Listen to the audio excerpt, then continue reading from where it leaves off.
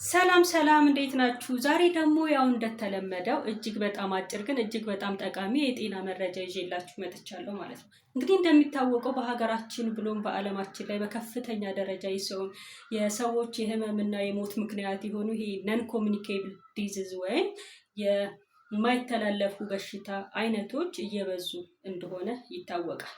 ይህም ምክንያቱ ምንድን ነው ካል በእኛ ሀገር በተለይ ከፈረሱ ጋር ቀደመና ማለት ነው።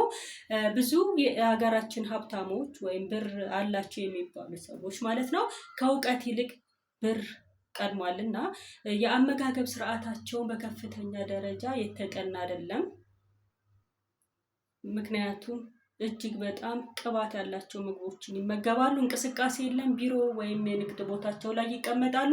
ወደ ቤታቸው ሲመለሱ በመኪና ነው የሚመለሱት። ምንም አይነት እንቅስቃሴ አያደርጉም። በዚህ ምክንያት ለከፍተኛ የሆነ ከዚህ በታች ለምዘረዝርላችሁ የህመም አይነቶች ይጋለጣሉ ማለት ነው።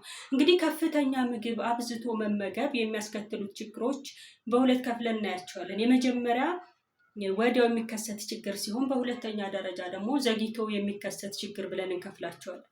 ወዲያው እንግዲህ ከልክ ያለፈ አመጋገብ ወዲያው የሚያስከትላቸው ችግሮች የሆድ መነፋት፣ ቃር፣ ማቅለሽለሽ እና የእንቅልፍ ማጣት የመሳሰሉትን ሲሆን ዘግይቶ የሚከሰቱ ችግሮች ግን እጅግ በጣም ብዙና ወሰብሰብ ያሉ ናቸው። ከነዚህም ችግሮች ታይፕ 2 ታይፕ 2 ወይም አይነት 2 የምንለው የስኳር አይነት፣ የደም ግፊት፣ ጭንቀት፣ አእምሮ በትክክል አለመስራት የሚባሉትና ሌሎችም በሽታዎች ከዚህ ጋር ተያይዞ እንደ ልብ ህመም ማለት ነው ከነዚህ ጋር ተያይዞ የሚመጡ በሽታዎች ናቸው እና ብዙ ጊዜ ብር አለን ተብሎ የተገኘው ሁሉ አግበስብሶ መብላት እና እንደገና ደግሞ እንቅስቃሴ አለማድረግ ከፍተኛ የጤና ችግር ያመጣልና እንደ በጎ አድራጎት እንኳን ብትጠቀሙት እናንተ አግበስብሳችሁ ከምትበሉ ማለት ነው።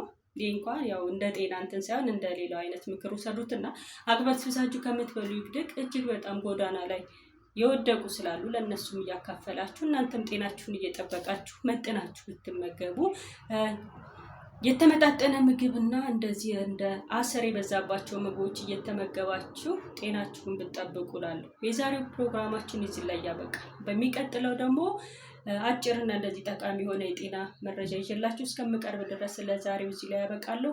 ስላዳመጣችሁኝ አመሰግናለሁ። ባይ